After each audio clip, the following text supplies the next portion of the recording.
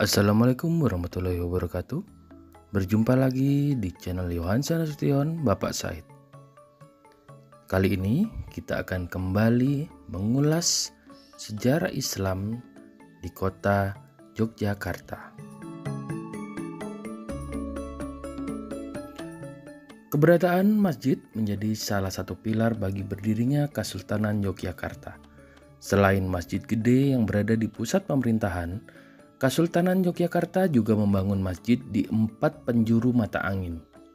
Keempat masjid ini disebut sebagai Masjid Patok Negara.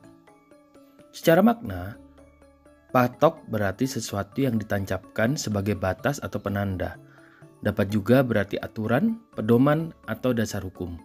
Sementara negara berarti negara, kerajaan, atau pemerintahan.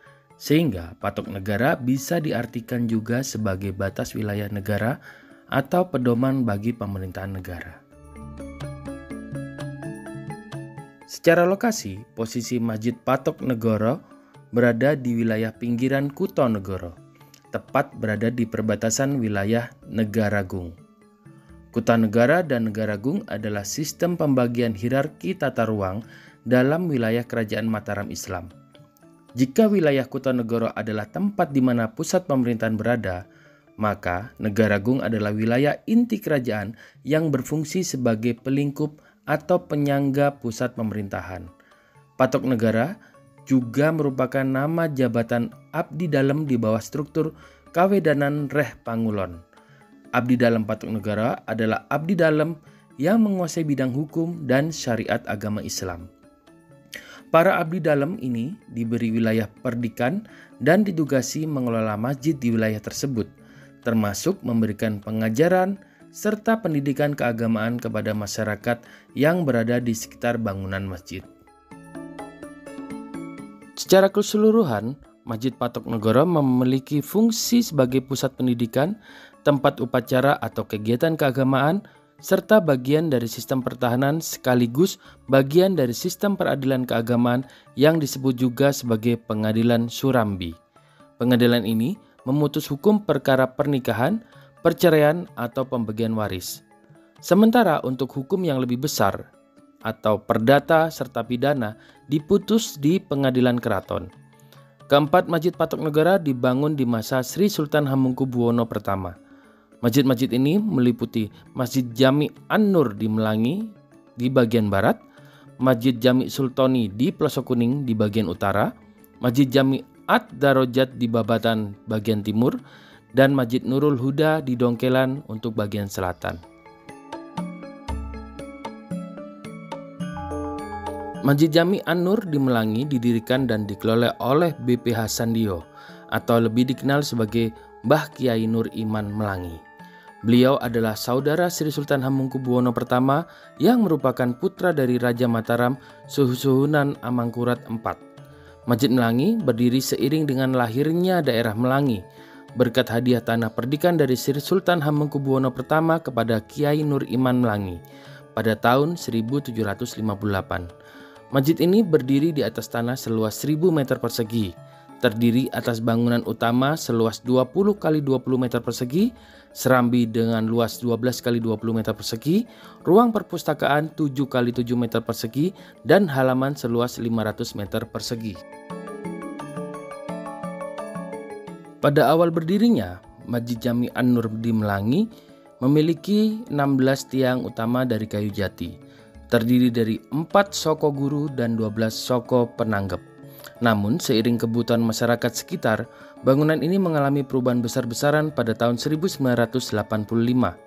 Masjid dibuat bertingkat dengan pilar-pilar beton, hanya bentuk asli masjid ini yang dipertahankan dengan cara diangkat ke lantai atas. Salah satu bagian masjid yang tidak berubah adalah mustaqo atau mahkota masjid.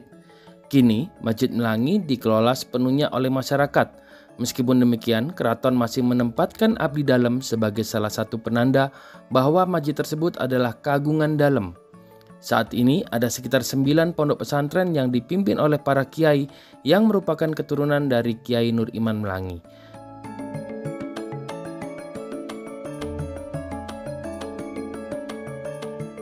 Menurut salah satu pengurus takmir, Masjid Pelosok Kuning sebenarnya berdiri sebelum keraton dibangun.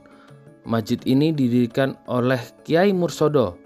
Beliau adalah anak dari Kiai Nur Iman Melangi. Posisinya kala itu berada di selatan bangunan yang sekarang. Dikisahkan sesaat setelah Sri Sultan Hamengkubuwono I membangun keraton dan Masjid Gede, beliau memindahkan Masjid Pelosok Kuning dari posisi sebelumnya ke posisi yang sekarang. Arsitektur bangunan masjid juga mengalami perubahan, mengikuti bentuk dari Masjid Gede. Hal ini terlihat dari model atap tumpang dan mustoko di atasnya. Hanya saja jika Masjid Gede terdiri dari 3 tumpang, maka Masjid Pelosok Kuning ini hanya terdapat 2 tumpang, sama seperti pada Masjid Patok Negoro lainnya.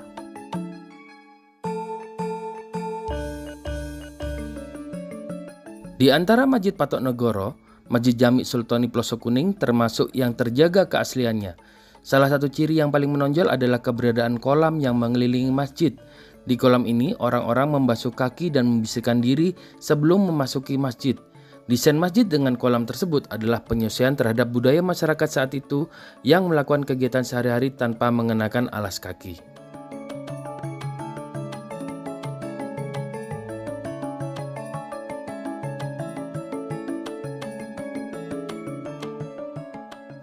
Masjid Nurul Huda terletak di wilayah Kauman Dongkelan, tepatnya di Desa Tirto Nirmolo, Kasihan, Bantul, Daerah Istimewa Yogyakarta. Masjid ini merupakan salah satu saksi bisu peran Masjid Patok Negoro sebagai sistem pertahanan. Di masa perlawanan Pangeran Diponegoro, masjid ini ludes dibakar oleh Belanda karena dianggap sebagai tempat berkumpulnya para pejuang pengikut Pangeran Diponegoro. Masjid Nurul Huda didirikan pada tahun 1775 dengan Kiai Sihabuddin sebagai penghulunya.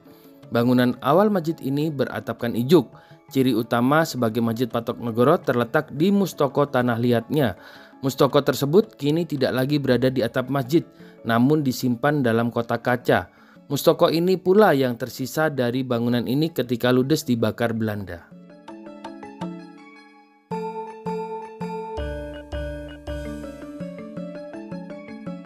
Masjid Jami Ad-Darajat terletak di Babatan, Bantul.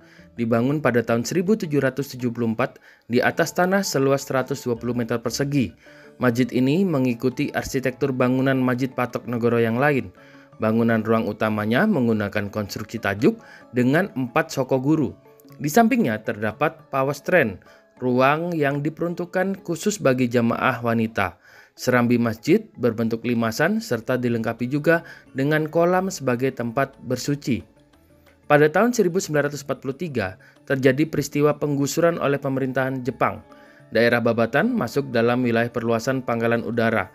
Penduduk sekitar masjid berbondong-bondong menuju ke daerah Kentungan yang disebut juga sebagai Babatan Baru. Bersamaan dengan hal ini, seluruh bangunan masjid turut dibawa serta. Baru pada tahun 1960 dibangun masjid kembali di lokasi lama dan pada tahun ini pula nama Masjid Ad-Darajat digunakan. Mustoko tanah liat yang menjadi ciri khas Masjid Patok Negoro juga terdapat di sini. Meskipun pada tahun 2003 diganti dengan mustoko kuningan, mustoko asli masih disimpan dan dipelihara. Dalam falsafah Jawa dikenal istilah kiblat papat limo pancer atau yang dikenal juga dengan mocopat monco limo. Falsafah ini diwujudkan dengan posisi 4 masjid patok negara di 4 penjuru mata angin dengan Masjid Gede sebagai pusatnya. Hal ini adalah perwujudan konsep mandala. Jumlah tumpang pada atap digunakan sebagai pembeda antara posisi Masjid Gede sebagai pusat dan keempat masjid lainnya sebagai penjuru. Mandala dalam konsep pemerintahan merupakan penggambaran keharmonisan antara makrokosmos dengan mikrokosmos atau rakyat dan pusat kekuasaan. Dalam bahasa Jawa dikenal sebagai manunggaling kawula Gusti. Selain konsep mandala, terdapat juga konsep dunia waktu, yaitu penggolongan 4 dimensi ruang yang berpola 4 penjuru mata angin dengan satu pusat. Konsep ini merupakan penggambaran kesadaran diri manusia akan hubungan yang tidak terpisahkan antara dirinya dengan alam semesta. Makna terdalam dari konsep ini adalah apabila manusia mampu mengendalikan eksistensi ganda elemen kehidupan, maka akan tercapai kesempurnaan lingkaran mandala di dalam dirinya. Maka keberadaan Masjid Patok Negoro dan Masjid Gede di tengahnya ini memberi peringatan kepada para penghuninya agar mengenali dirinya sendiri serta menyatu dengan alam semesta.